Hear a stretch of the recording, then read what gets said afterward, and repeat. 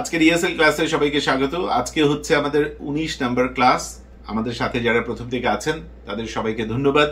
আশা করি এই ছোট ছোট পর্বগুলোর দ্বারা, এই ইএসএল টিপসগুলোর দ্বারা আপনি বেনিফিটেড হচ্ছেন এবং সেই বেনিফিটটা রিফ্লেক্টেড হবে আপনার প্রফেশনাল লাইফের মধ্য দিয়ে ইনশাআল্লাহ। আজকের আলোচনা সফট স্কিলসের একটি বিষয় নিয়ে। যারা এই ক্লাসগুলো মিস করে গেছেন কিন্তু ইংলিশ ল্যাঙ্গুয়েজের এই কমিউনিকেটিভ ইংলিশের বিশেষ করে একদম বেসিক লেভেলে বা লোয়ার ইন্টারমিডিয়েট লেভেলে আপনার চ্যালেঞ্জ আছে, তাহলে এই পর্বগুলো দেখে নিতে পারেন। এটা নিঃসন্দেহে আপনাকে বেনিফিট করবে ইনশাআল্লাহ।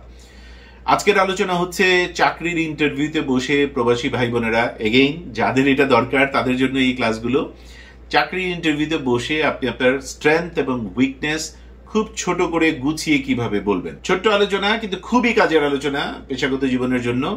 পুরো ভিডিওটা মনোযোগ দিয়ে দেখুন।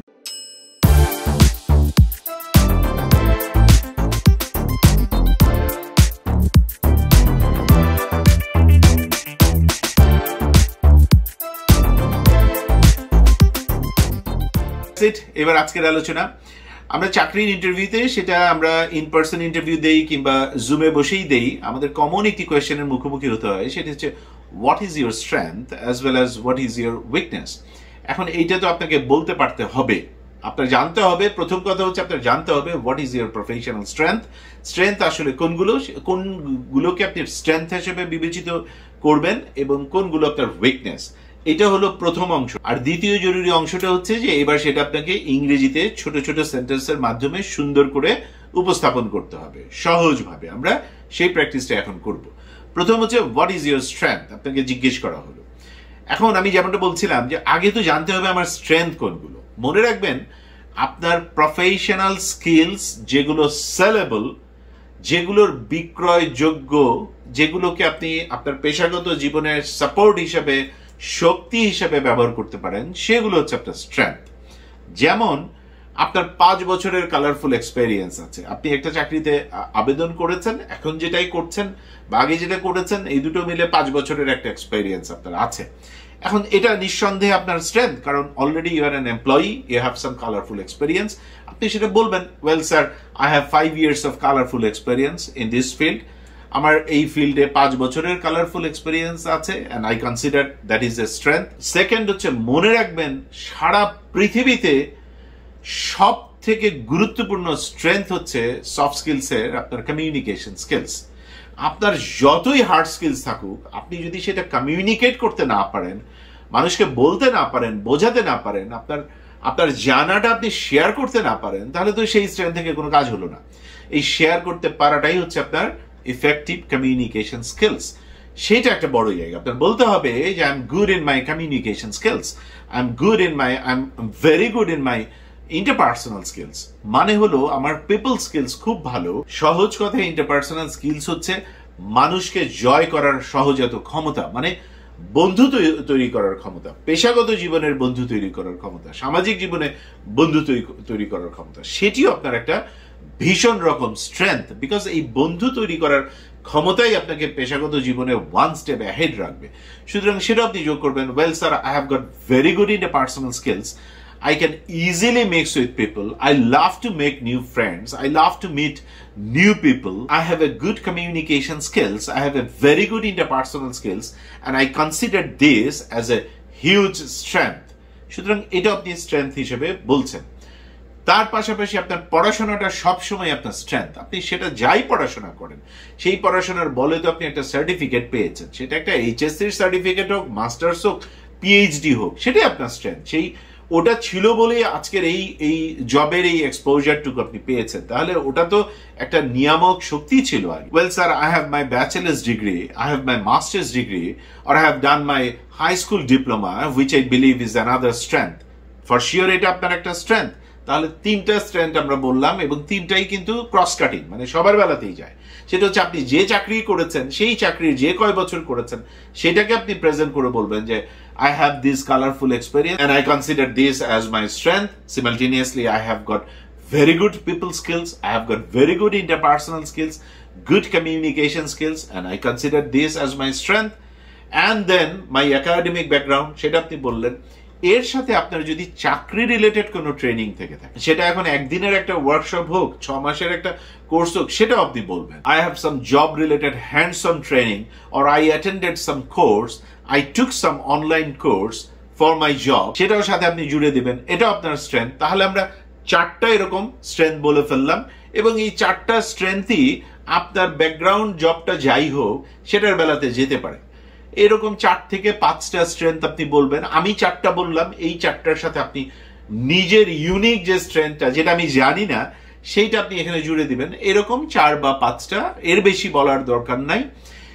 এবং এইটা আপনি ভেতর থেকে বলবেন। আপনি যখন বলবেন মনে রাখবেন আপনি ভেতরে যেন সেটা বিশ্বাস করেন, বিকজ আপনি যা বলবেন that will be flowing through your eyes, and the person sitting across the table, সে কিন্তু মূলত at the time of you're giving all the strengths and all the description, সে কিন্তু আপনার চোখের দিকে তাকিয়ে থাকবে, and সে আপনার চোখের দিকে তাকিয়ে থেকে শুধু এইটা বোঝার চেষ্টা করবে যে আপনি যা বলছেন সেটা আপনি আসলে নিজে বিশ্বাস করেন কিনা।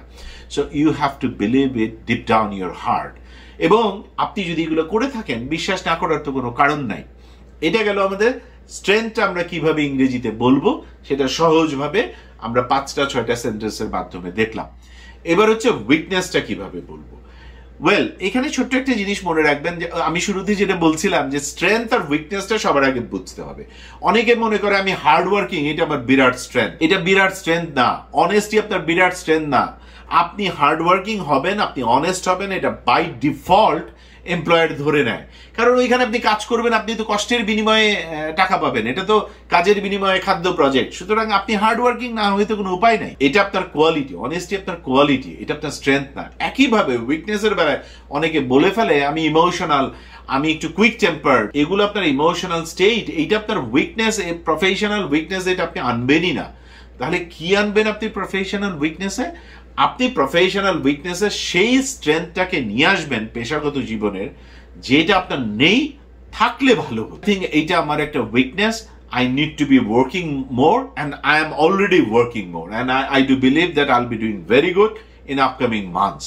এটা একটা, তাহলে আমার লিঙ্গুইস্টিক স্কিলস, আমার কমিউনিকেশন স্কিলস, ইংলিশ স্কিলস ভালো, কিন্তু very up to the mark নয়, and I'm already working on it, and I do believe that I'm going to overcome this. তাহলে ব্যাপারটা কি দাঁড়ালো? আপনি আসলে একটা স্ট্রেংথকে উইকনেসের জায়গায় বললেন যেটা আপনার নাই, কিন্তু বললেন in a very positive tone. আপনি আবার বলেছেন, শেষ করেছেন এটা দিয়ে, I'm already working on it, and I do believe that I'm going to overcome this.